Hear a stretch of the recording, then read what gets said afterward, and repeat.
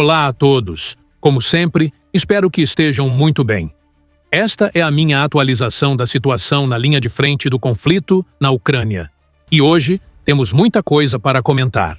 Vamos começar hoje falando da linha de contato, falando da frente, onde houve alguns avanços. Nada como nos últimos dias, mas ainda assim há informações importantes que precisamos comentar. Em seguida, vamos falar sobre tudo o que envolve as negociações que acabam de ser encerradas entre a Rússia e a Ucrânia, porque, sinceramente, surgiram informações muito importantes e interessantes sobre tudo o que aconteceu ali. Mas antes de começar, gostaria de lembrar que a melhor maneira de apoiar este canal é através da inscrição. Então, se você gosta do meu conteúdo e ainda não está inscrito, clique nesse botão de inscrever-se. Isso seria uma ajuda tremenda para mim e para este canal. Vamos começar já com o vídeo de hoje e não vamos perder mais tempo. Precisamos ir diretamente para a região de Donetsk, onde, na zona de Velika Novossilka, o exército russo registrou um novo avanço. Este avanço permitiu aos russos capturar toda uma localidade. Especificamente, estamos falando de Vilny Pule, uma localidade na qual os russos já haviam entrado anteriormente. Bem, nas últimas horas, diferentes fontes comentam que os russos conseguiram completar a captura total dessa localidade.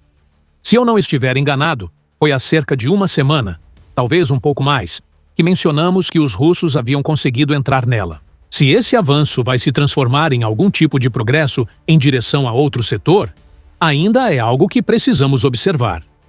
O certo é que há muito espaço aberto ao redor dessa localidade. Então, teremos que ver se os russos pretendem atacar algum outro ponto.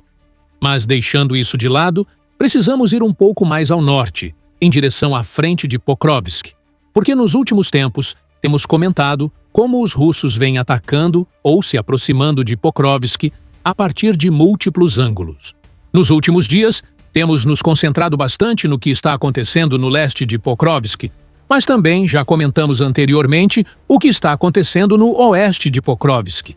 A última informação que tivemos dessa área foi que o exército russo havia conseguido capturar grande parte da localidade de Spirov. O que fontes como Radov reportam agora é que, nas últimas horas, os russos avançaram novamente. E não apenas conseguiram expandir sua zona de controle para o norte de Siro, como também conseguiram entrar na localidade de Leontovich, que se encontra justamente ao leste de Svir. O importante dessa última localidade é que ela está situada exatamente abaixo de Pokrovsk. Basta olhar o mapa. Caindo ou entrando em Leontovich e depois em Troianda, os russos estariam praticamente dentro de Pokrovsk.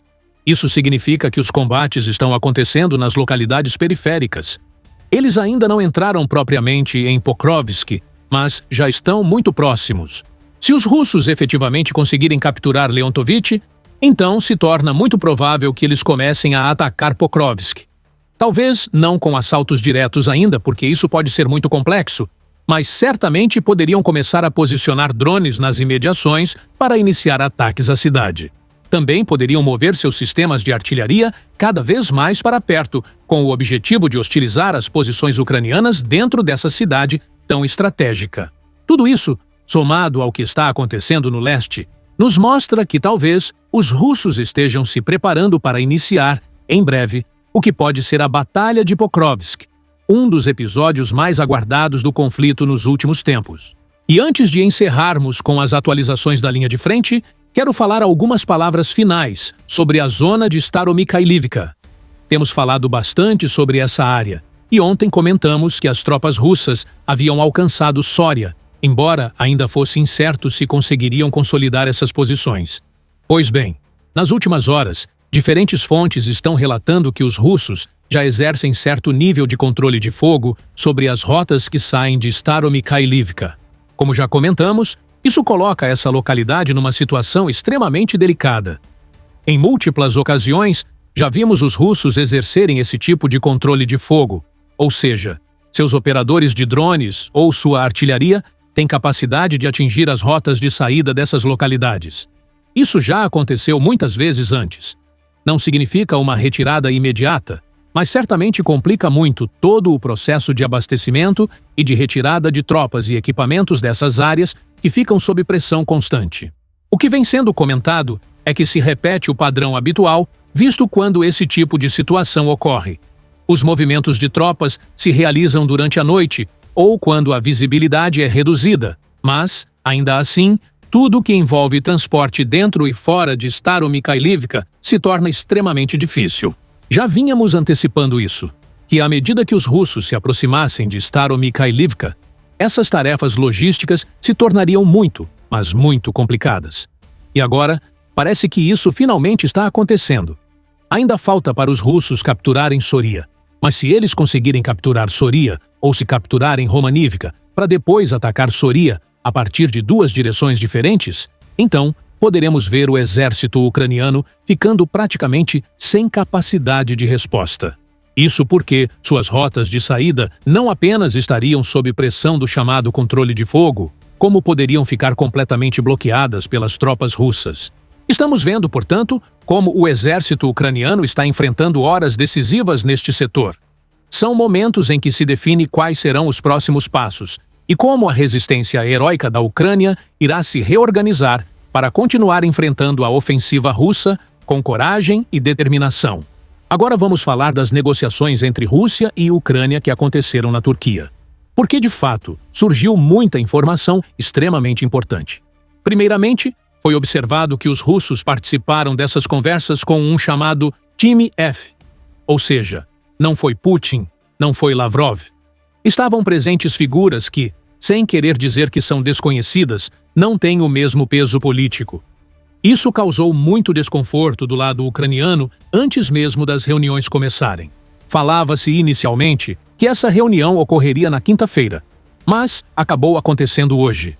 O presidente Volodymyr Zelensky não compareceu, mas o ministro Umerov sim.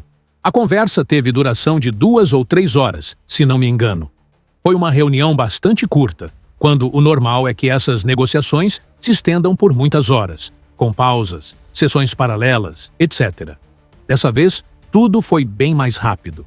Isso aconteceu principalmente pelo fato, segundo está sendo relatado, de que os russos chegaram com uma postura extremamente intransigente, quase hostil. Eles apresentaram posições maximalistas, o que dificultou qualquer tipo de avanço real nas negociações. Qualquer tipo de cessar-fogo exigia que os ucranianos se retirassem de todos os territórios ocupados. E aqui, vi que muita gente interpretou isso de forma equivocada e disse: "Ah, então querem que os ucranianos se retirem do que ainda controlam em Belgorod ou Kursk?" Não.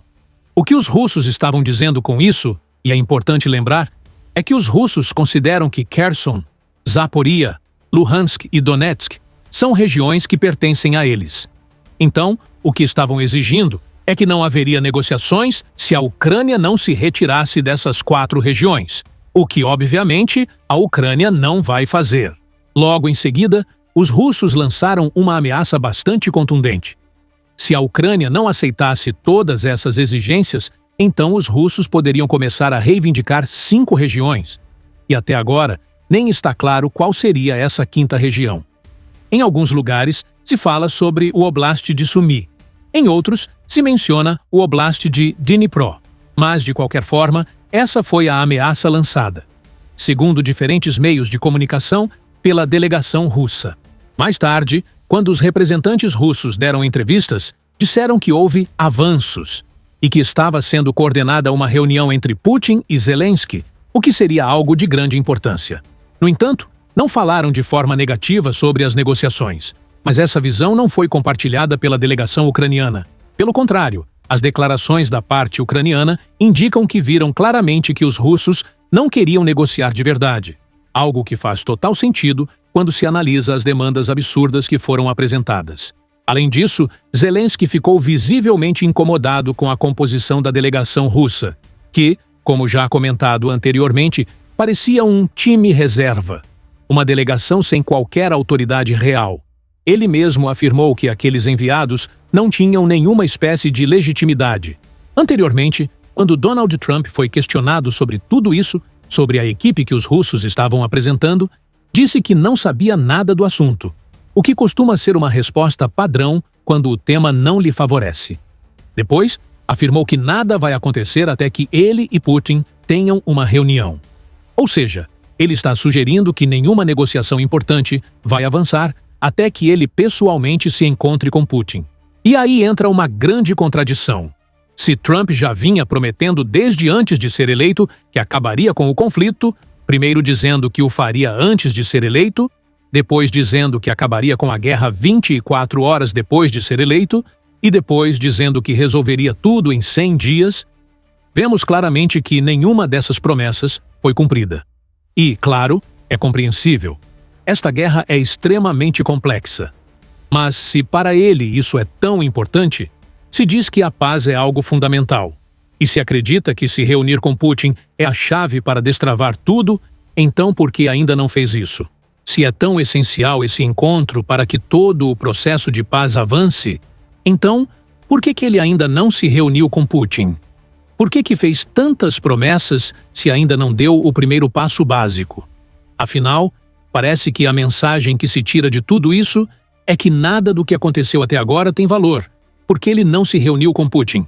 E aqui deixo a seguinte pergunta: se realmente quer a paz, se realmente prometeu isso, se realmente acredita que essa é a chave e ainda não atingiu nenhum resultado, por que ainda não se reuniu com Putin?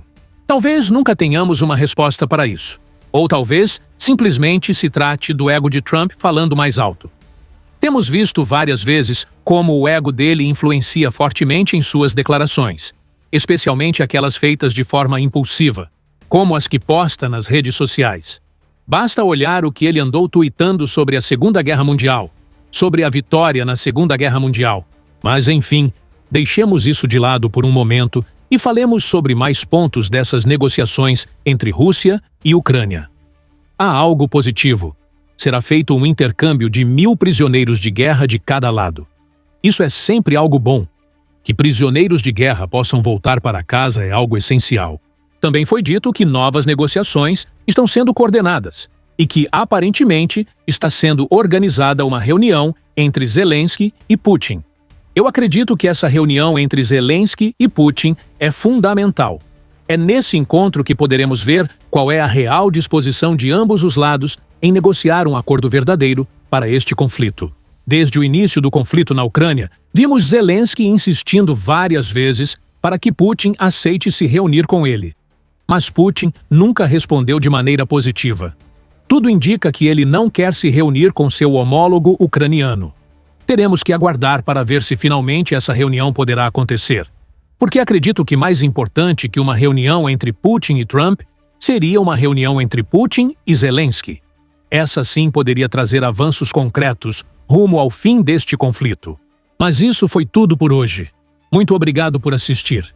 Espero que tenham uma tarde muito bonita e que, se possível, nos vejamos amanhã.